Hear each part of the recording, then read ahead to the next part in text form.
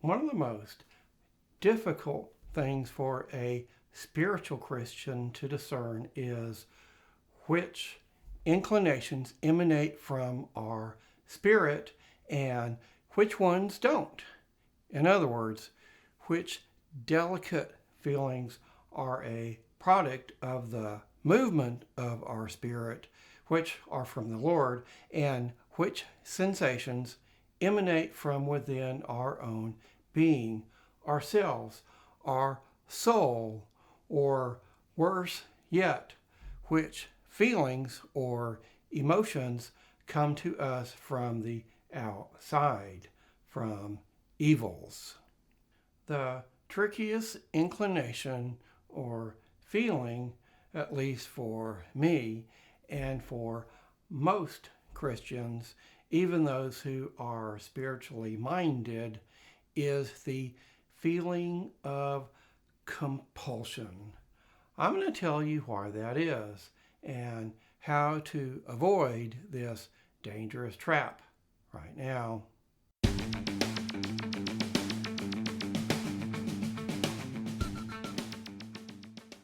Hey, I'm author Michael Ramsey, and this is Michael Ramsey Books, where I show people how to transform their ordinary relationship with God into a spiritual one.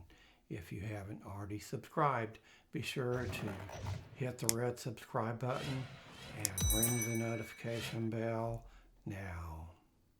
First, Samuel 13:7. Saul remained at Gilgal with his troops who were quaking with fear. After waiting 7 days, which was the time Samuel told him to wait, his men began to scatter.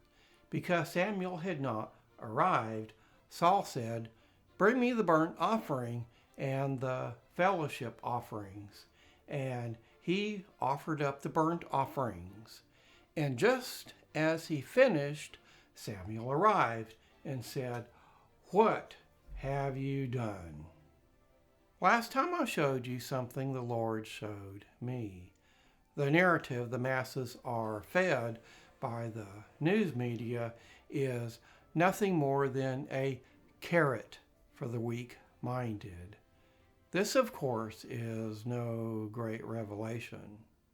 But what you may not have known is the people who are controlling the narrative are also being fed a carrot. The promise they have been given, the chance to rule in a brave new world, is nothing but a lie as well.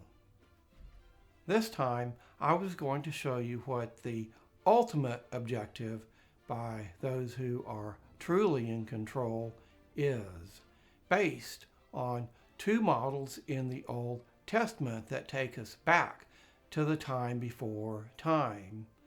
But the Lord intervened.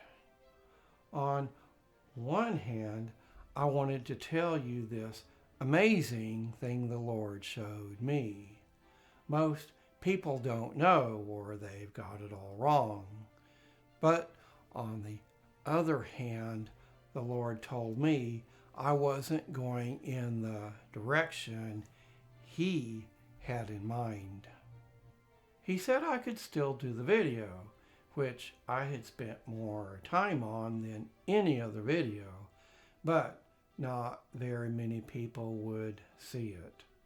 And by the way, you're welcome to use any of my material, but don't say you were the first to have seen it before the Lord, because you didn't.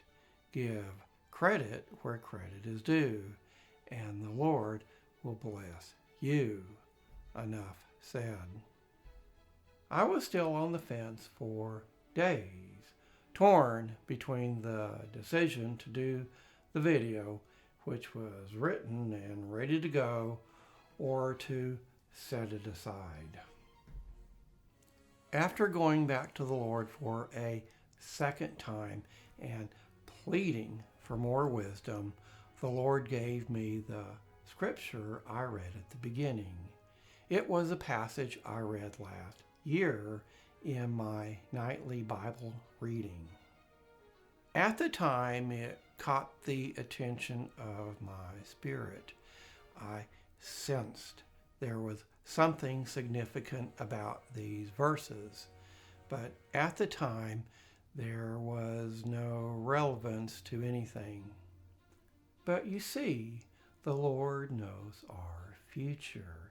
He knows I would someday need this verse, and now was the someday.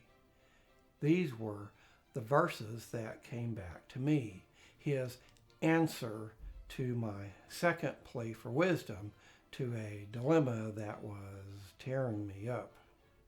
My desire to do the video, like Saul, who couldn't wait for Samuel, wasn't spirit-led.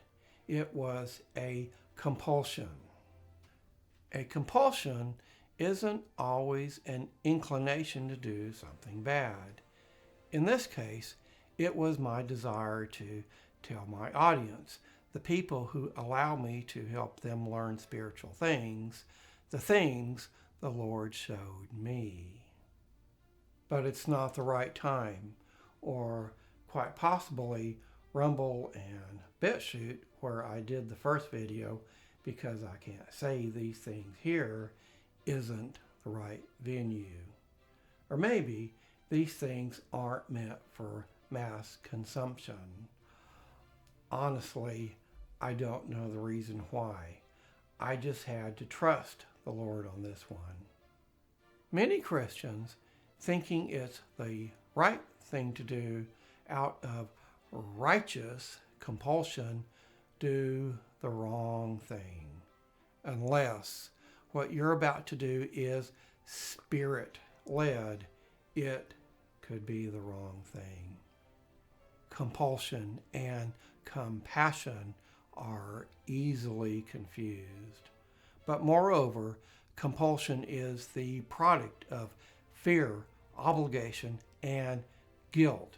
This fog can be self-induced or coerced, and oftentimes it's money motivated, but not in my case. Giving money to the wrong people, even to your church, even for the right reason, could be a big mistake. Committing time and resources to the wrong cause, thinking it's the right cause, could also be a big mistake. When you make these kinds of mistakes, you're preventing the Lord from blessing you. You're preventing Him from taking you to higher ground. You're wasting time, money, and effort on things that don't matter to the Lord.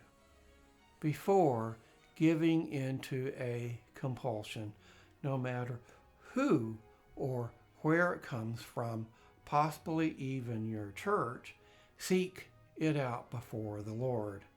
It's not hard to do. Come to Him with an honest heart.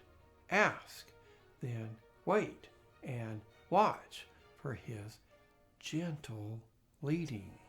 Let Him lead you, not you Him, so that you'll be a blessing to Him and He can bless you. The Spiritual Christian, Volume 1, The Desert, which hopefully will be out soon.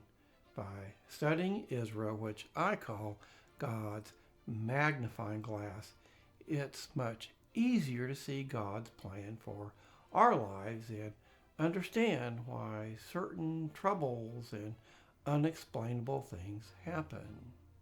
Things that just seem to make no sense at all will hopefully come into focus.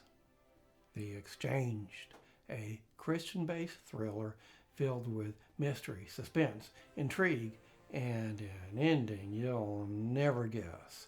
Hopefully I can make a major announcement about this book soon. It's kind of been off track for a while, but we're moving along now. Next time, next step. Again, if you haven't already subscribed, be sure and do so now. That way you don't miss a single video. Can't wait until next time. Like me on Facebook and visit me at michaelramseybooks.com.